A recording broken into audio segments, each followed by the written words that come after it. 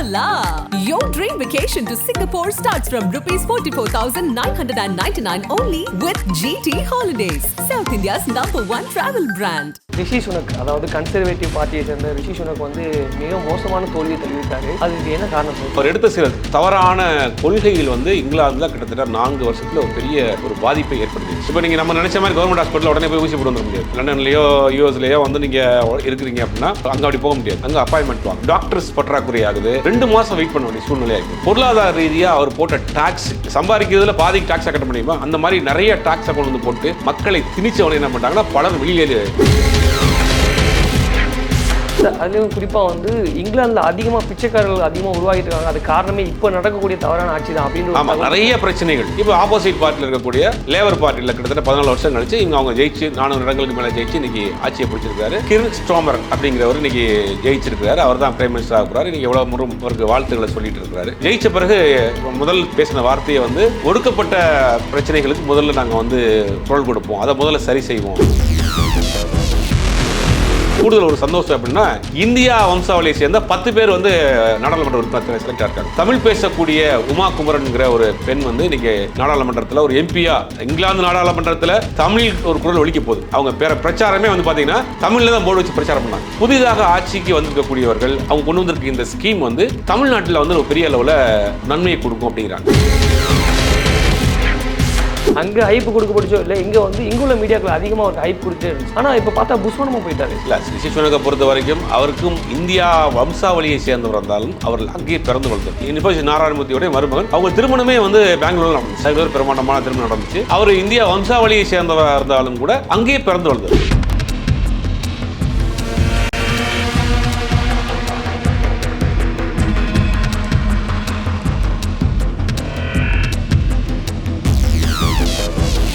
ஆகாயம் தமிழ் நண்பர்களுக்கு அன்பு வணக்கம். நம்மோடு மூத்த பத்திரிகையாளர் திரு சுபைர் அவர்கள் இணைந்திருக்கிறார்கள். வணக்கம் சார். வணக்கம். எப்படி இருக்கீங்க? நல்லா இருக்கேன் சார்.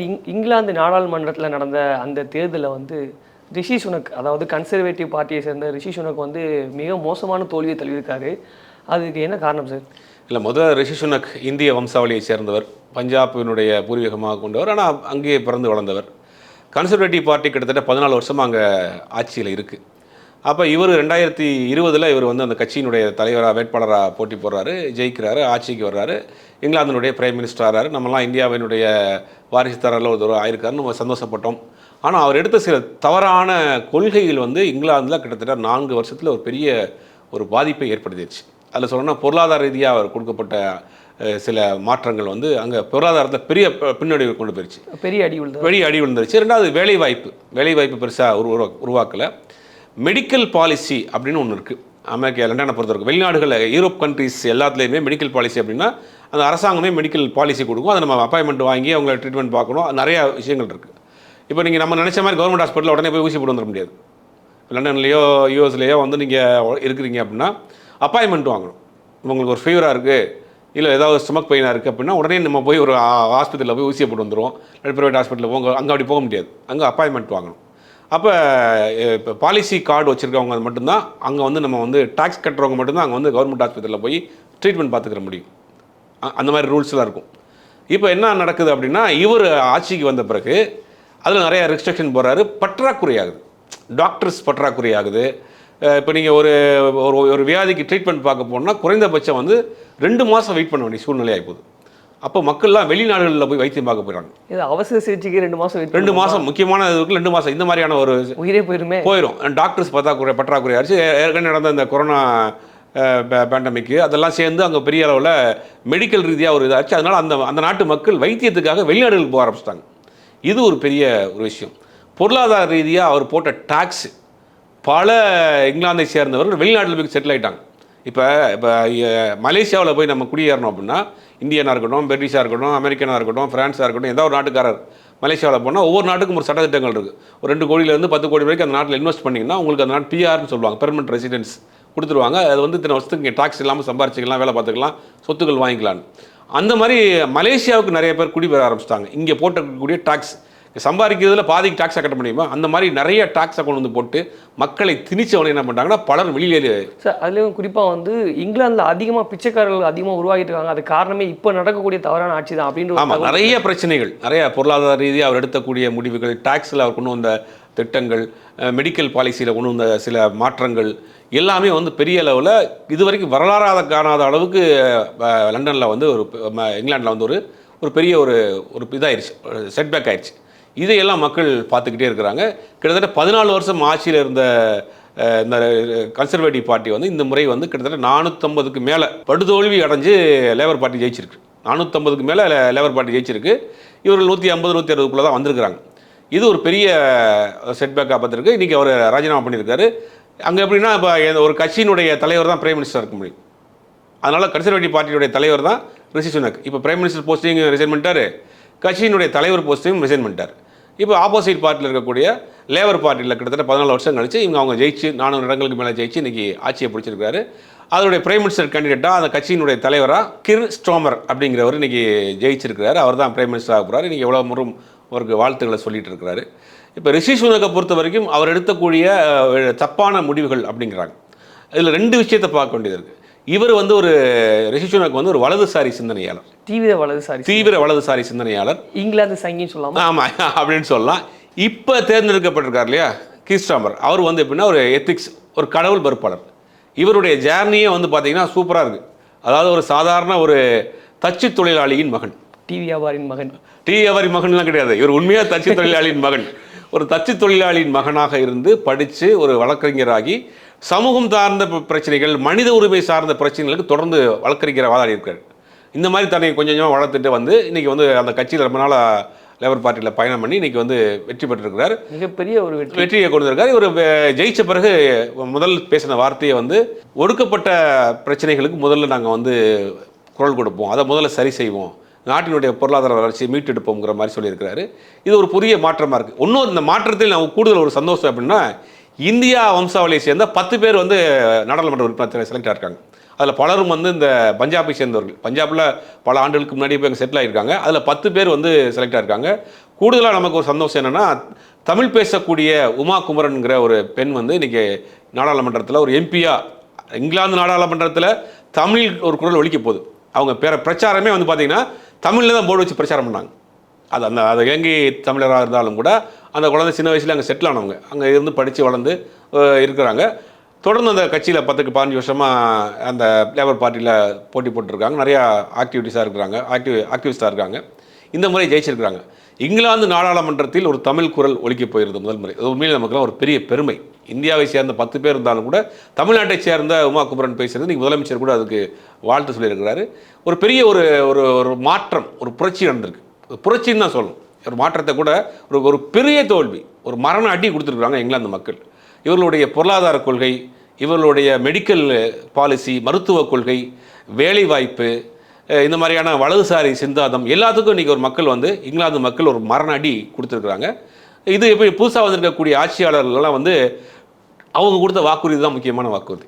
இந்த லேபர் பார்ட்டி கொடுக்குற வாக்குறுதி என்ன கொடுத்துருக்காங்கன்னா, இங்கே இருக்கக்கூடிய மக்கள் உங்களுக்கு எந்த நாட்டில் வந்தாலும் நீங்கள் போய் ட்ரீட்மெண்ட் பார்த்துங்க, உலகத்தில் எங்கே வேணாலும் அதை கொண்டு வந்து நீங்கள் கிளைம் பண்ணிக்கங்க, தேர்தல் வாக்குறுதியாக கொடுத்துருக்காங்க. அதே மாதிரி இந்த ஸ்கூல் காலை சிற்றுண்டி அந்த மாதிரி தமிழ்நாட்டில் பண்ண பல விஷயங்களை வந்து அங்கே அதை பேசியிருக்கிறாங்க. இப்போ லண்டனில் இருக்கக்கூடிய நிறைய பத்திரிகையாளர்கள் ஊடகங்கள் என்ன சொல்கிறாங்கன்னா, புதிதாக ஆட்சிக்கு வந்திருக்கக்கூடியவர்கள் அவங்க கொண்டு வந்திருக்க இந்த ஸ்கீம் வந்து தமிழ்நாட்டில் வந்து ஒரு பெரிய அளவில் நன்மையை கொடுக்கும் அப்படிங்கிறாங்க. என்ன நன்மையை கொடுக்கும் அப்படின்னா, இந்த மெடிக்கல் டூரிசம் வந்து இந்தியாவிலே தமிழ்நாட்டில் கிட்டத்தட்ட பெரிய அளவில் நமக்கு வருவாயை ஈட்டி கொடுத்துட்ருக்கு. கிட்டத்தட்ட 10% மேலே ஆனுவல் அதில் வருமானம் வருது. அப்படிங்கும்போது இந்த ஸ்கீம் அந்த அமெரிக்காவில் கொண்டு வந்திருக்கு, லண்டனில் கொண்டு வந்த பிறகு லண்டனில் இருக்கக்கூடிய மக்கள் மெடிக்கல் டூர் அப்படிங்கிற பேரில் இங்கே வர்றப்ப நம்மளுடைய பொருளாதாரம் கொஞ்சம் வளர்ச்சி அடையும். அப்போ இங்கிலாந்து தமிழ்நாட்டுக்கு ஓரளவுக்கு பெரிய ஓரளவுக்கு ஒரு வளர்ச்சி உருவாகிறதுக்கான வாய்ப்புகள் இருக்குது. இது நல்ல ஒரு ஸ்கீமு, இதை தமிழக அரசு சரியாக பயன்படுத்திக்கணும் அப்படிங்கிற மாதிரி அங்கே இருக்கக்கூடிய ஊடகவியலாளர்கள் தொடர்ந்து அதை பற்றி அங்கேயே பேசுகிறாங்க. தமிழ்நாட்டுக்கு ஒரு பெரிய ஒரு வரப்பிரசாதம் மாதிரியான ஒரு விஷயம் கிடச்சிருக்கு. அவங்க மெடிக்கல் பாலிசி அங்கே இருக்கிற லண்டனில் சிட்டிசனாக இருக்கக்கூடியவங்க பெரும்பாலும் இந்த இலங்கை தமிழராக இருப்பாங்க, மற்ற மாநிலத்தை சேர்ந்தவர்கள் இருந்தாலும் கூட அவங்களுக்கு ஒரு மெடிக்கல் டூரிசம்ன்றதுக்கு அவங்க கவர்மெண்ட் வந்து அலாட் பண்ணிருச்சு. இப்போ நீங்கள் இந்தியா அங்கேருந்து ஒரு மெடிக்கல் ஒரு எமர்ஜென்சிக்காக நாங்கள் இங்கே வந்து ட்ரீட்மெண்ட் எடுத்துகிட்டு போகிறோம்னா அங்கே கொடுத்து அங்கே கிளைம் பண்ணிக்கலாம் பணத்தை. அந்த மாதிரியான ஒரு ஸ்கீமாக அந்த தேர்தல் அறிக்கையிலே சொல்லியிருக்காங்க. இது வந்து பெரும்பாலும் தமிழ்நாட்டுக்கு வந்து வைத்தியம் பார்க்க வருவாங்க. அதனால் தமிழ்நாட்டில் ஏற்கனவே நம்ம மெடிக்கல் வந்து நம்ம பெரிய அளவில் மெடிக்கல் கட்டமைப்பில் வந்து நம்ம பெரிய அளவில் இருக்கிறோம். இது ஒரு பெரிய வளர்ச்சியை தமிழ்நாட்டுக்கு கொடுக்கும். இது நல்ல ஒரு சைனாக நம்ம பார்க்கணும் அப்படிங்கிற மாதிரி அங்கே இருக்கக்கூடிய ஊடகங்கள் தொடர்ந்து அதை பற்றி பேசுகிறாங்க, எழுதுகிறாங்க. இதை நம்ம பயன்படுத்திக்கிறோம். சார் அதே போல் இந்த ரிஷி சுனக் இருக்கார்ல, இவருக்கு வந்து இங்கே பெரிய பிம்பம் கட்டமைக்கப்பட்டது. அதாவது ஹீரோ மாதிரி காட்டப்பட்டார். எப்படின்னா ஒரு இந்திய வம்சாவளி சார்ந்தவர் அங்கே வந்து அந்த நாடாளுமன்றத்துக்கே போயிட்டார், அங்கே தலைவராக போகிறாரு, அந்த அளவுக்கு காட்டினாங்க. அங்கே ஹைப் கொடுக்கப்பட்டுச்சோ இல்லை, இங்கே வந்து இங்கே உள்ள மீடியாக்கள் அதிகமாக அவருக்கு ஹைப் கொடுத்துட்டே இருந்துச்சு. ஆனால் இப்போ பார்த்தா புஸ்வானமாக போயிட்டாரு. இல்லை, ரிஷி சுனக்கை பொறுத்த வரைக்கும் அவருக்கும் இந்தியா வம்சாவளியை சேர்ந்தவர் இருந்தாலும் அவர்கள் அங்கேயே பிறந்து வளர்ந்தவர். ஸ்டான்ஃபோர்ட் யூனிவர்சிட்டியில் படிக்கிறாரு. அங்கே படிக்கக்கூடிய இன்ஃபோசிஸ் நாராயணமூர்த்தியினுடைய மகள் அவங்களும் அங்கே படிக்கிறாங்க. 2 பேருக்கும் காதல் ஏற்படுது. அவங்க 2 பேரும் திருமணம் பண்ணிக்கிறாங்க. அவருடைய திருமணம் பெங்களூரில் நடக்குது. இதுதான் அவர்களுடைய தொடர்பு. ரிஷி சுனக்கு வந்து இன்ஃபோசிஸ் நாராயணமூர்த்தியினுடைய மகளை தான் திருமணம் பண்ணி மருமகன் இன்ஃபோசிஸ் நாராயணமூர்த்தியோடைய மருமகன். அவங்க திருமணமே வந்து பெங்களூரில் நடந்துச்சு. பெங்களூர் பிரமாண்டமான திருமணம் நடந்துச்சு. அவர் இந்தியா வம்சாவளியை சேர்ந்தவராக இருந்தாலும் கூட அங்கேயே பிறந்து வளர்ந்தவர். அந்த வம்சாவளி தான் ஒழியோ அவருடைய ஸ்டைலு, அவருடைய கல்ச்சர், அவருடைய எல்லாமே அங்கேயே பிறந்து வளர்ந்தவர். நம்மளுக்கே ஒரு பெருமையாக தான் இருந்துச்சு. ஒரு இந்தியா வம்சாவளியை சேர்ந்தவர் இங்கிலாந்து வந்து நம்மளை ஆண்டவன்ட்ட அவர் ஆட்சி பண்ணுறாரு, அவங்கள அடக்கி ஆள்றாருங்கிறது நமக்கு ஒரு பெருமையாக இருந்துச்சு. ஆனால் அவர் எடுக்கக்கூடிய முடிவுகள், அவர் சொன்ன அந்த ஸ்கீம்லாம் வந்து இல்லை சார், அவருடைய செயல்பாடே வந்து அங்கே உள்ள ஒரு எப்படி சொல்கிறது வலதுசாரி, தீவிர வலதுசாரியாக இருந்தது. அதில் ஒரு முக்கியமான ஒரு ஸ்கீம் என்ன பண்ணுறாங்கன்னா, ரெஃப்யூஜி அப்படின்பாங்க, அகதிகள் என்ன பண்ணுவாங்கன்னா, உலக யுத்தம் நடக்கிறப்ப உலக நாடுகள்லாம் ஒரு ஒப்பந்தம் பண்ணிச்சு. அதாவது உலக நாடுகள் பூரா ஒத்தம் நடந்துட்டு இருக்கப்ப தப்பிச்சு வரக்கூடிய மக்களை நீங்கள் வந்து அடைக்கலம் பண்ணிக்கிறணும் அப்படின்னு உலக நாடுகள்லாம் சேர்ந்து ஒரு ஒப்பந்தம் போட்டாங்க. அதாவது ஒரு ஜப்பானில் ஒரு தப்பிச்சு போய் ஒருத்தவங்க ஃப்ரான்ஸில் செட்டில் ஆகிறாங்க, பர்மாவில் தப்பிச்சு வந்தவங்க இந்தியாவில் செட்டில், அப்படி வரக்கூடியவர்களை அரவணைச்சிக்கணும், அசைலம் கொடுக்கணும், அரவணைச்சிக்கணும், அவங்களுக்கு வேணுங்கிற உதவி செய்யணுங்கிறது உலக யுத்தம் நடக்கிறப்ப ஒரு அக்ரிமெண்ட் நடந்துச்சு. அப்படி என்ன இருந்துச்சுன்னா, இலங்கையில் யுத்தம் நடக்கிறப்ப இலங்கை பாஸ்போர்ட் மட்டும் இருந்தாலே போதும், லண்டனில் அலோவ் பண்ணிடுவாங்க, அவங்கள தங்க வச்சுக்கிடுவாங்க. இலங்கையாக இருக்கட்டும், நார்வேயாக இருக்கட்டும், கனடாவாக இருக்கட்டும், நிறைய நாடுகள் வந்து அவங்கள அரவணைச்சு அவங்களுக்கு காப்பாற்றுச்சு. அப்படி வந்தக்கூடிய ரெஃப்யூஜியாக வந்து அகதியாக வந்தக்கூடியவர்களை என்ன பண்ணாருன்னா ஒரு சட்ட திருத்தம் கொண்டு வர்றார். ரிஷி சுனக் ஆட்சியில் ஒரு பெரிய சட்ட திருத்தம் கொண்டு இவர்களை எல்லாம் வந்து ஆப்பிரிக்கா பக்கத்தில் ருவானா அப்படிங்கிற ஒரு தீவில் கொண்டு போய் தங்க வைக்க போகிறோம் அப்படிங்கிற ஒரு, அதாவது பொதுவாகவே வந்து இந்த பிரிட்டிஷை பொறுத்தவரைக்கும் ரொம்ப அங்கே இருக்க வரக்கூடிய ஆள்கள் சொல்கிற விஷயம் என்னென்னா, ரொம்ப ஒரு இலகிய மனசு உள்ளவங்க, இறக்கப்படுவாங்க. இப்போ உதாரணத்துக்கு எடுத்து நம்ம இந்தியா பிரிட்டிஷ்காரன் வந்து நம்மளை கொடுமைப்படுத்தலாம், அடக்குமுறை பண்ணாலும் கூட அவன் நம்மளுடைய இதை பார்த்தா கொடுத்துட்டு போனான். இந்த பக்கம் நேதாஜி, இந்த பக்கம் நேதாஜி துப்பாக்கியேருந்து போனாங்க. காந்தியடிகள் ஒன்றுமே இல்லை, சட்டையே இல்லாமல் காந்தியடிகள் மேலே உள்ள அன்புனால தான் கொடுத்துட்டு போனான். அப்போ கொஞ்சம் அவங்கள்ட்ட கொஞ்சம் இறக்கம் இருக்கும், பிரிட்டிஷ்கிட்ட வந்து கொஞ்சம் இறக்கம் இருக்கும். வெள்ளைக்காரங்களுக்கு பெரும்பாலும் இறக்கம். அதனால என்ன பண்ண வர ஆட்களை அப்புறம் அரவணைச்சிக்கிறாங்க. அந்த ஒரு சட்ட திருத்தம், அதாவது உலக யுத்தம் நடக்க போட்ட சட்டத்தை ஒரு திருத்தம் பண்ணி அவர்களை அப்புறம் அந்த தீவில் போய் அடக்க வச்சு அவர்களை வந்து நீங்கள் கேஸ் நடத்துங்க, நீங்கள் சரியான ஆதாரத்தோடு இங்கே வந்தீங்கன்னா உள்ளே வாங்க அப்படிங்கிற மாதிரியான ஒரு சட்ட திருத்தம் கொண்டு. அதுவே ஒரு பிராய்லர் முகாம் மாதிரி தானே இருக்குது. முகாம் மட்டும் கிடையாது, அது வந்து மனித உரிமைக்கு மீறினால ஒரு செயல். ஐநா சபையை கூட அதை கண்டிச்சிச்சு, இந்த மாதிரி மனித உரிமை மீறின ஒரு செயலாக இருக்குது. ஆனால் அவங்க எந்த முடிவும் எடுத்த மாதிரி. ஆனால் இது வந்து அவர்களுக்கு வந்து ஒரு சாதகமாக இருக்கும்னு நினச்சி தான் செஞ்சார்.